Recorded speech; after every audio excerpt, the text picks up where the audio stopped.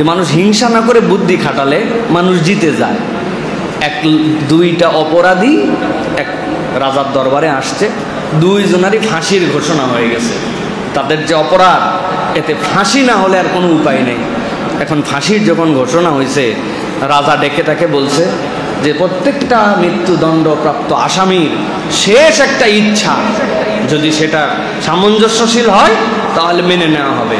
মানে এইটা বলা যাবে না যে আমার শেষ ইচ্ছা হচ্ছে আমাকে ফাঁসি দিয়েন না, এটা তো শেষ ইচ্ছা হলো না। তাইলে এর বাহিরে যে ইচ্ছা পোষণ করবে সাধ্যের মধ্যে থাকলে এটা পূরণ করে দেওয়া হবে। রাজা বলছে তোমাদের শেষ কোনো ইচ্ছা থাকলে বলো।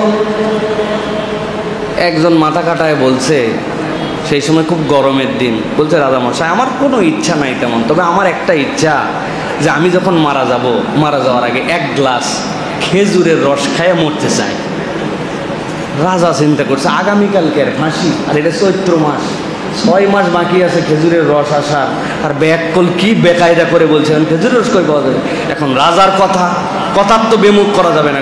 বেয়াদব, তুমি বুদ্ধি খাটা এ কাম করছো না, আপনি যা বলছেন আমি তো এইটুকুই চাইছি। তাই 6 মাস আর হায়াত এখন বলছে ঠিক আছে খেজুরের রস যেদিন হবে খাওয়া, যা বলছি তাই মানা লাগবে। তো সাথে আরেকজন ছিল, রাজা চিন্তা করছে এরে তাড়াতাড়ি জিজ্ঞাসা করার লাগবে, কারণ এ নতুন কি বুদ্ধি করে আল্লাহ জানে। পরে বলছে এই তোমার শেষ ইচ্ছা কি, তাড়াতাড়ি বলো। বলছে রাজা মশাই আমি মরাই যদি লাগে খেজুরের রস খাই কি আর গরুর গোস্ত খাই কি, মরা তো মরাই, এ খাওয়া দাওয়ার মধ্যে আমি নাই। আমার শুধু একটা ছোট্ট স্বপ্ন, আমাদের যে যুবরাজ এখন 10-11 বছর বয়স, সে যখন রাজা হিসেবে শপথ নেবে তার শপথটা দেখে আমি মরতে চাই। রাজা চিন্তা করছে ওরে বদমাইশ, এখন আমি ইয়াং, আমার বেটা ছোট, এ কবে শপথ নেবে, তারপরে আপনি যা বলছেন তাই ওয়াদা আপনি করছেন।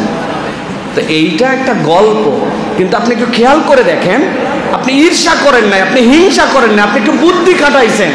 তো বুদ্ধি খাটানো তো ইসলামের সব জায়গায় আছে, আল্লাহ রাব্বুল আলামিন সেটা পছন্দ করেন। কিন্তু আমরা দাম্ভিক, অহংকারী আর হিংসাকারী, এই কারণে নিজের নসিবেও নেই, অপরেরটাও কোনো কিছু আমি ক্ষতি করতে পারি না।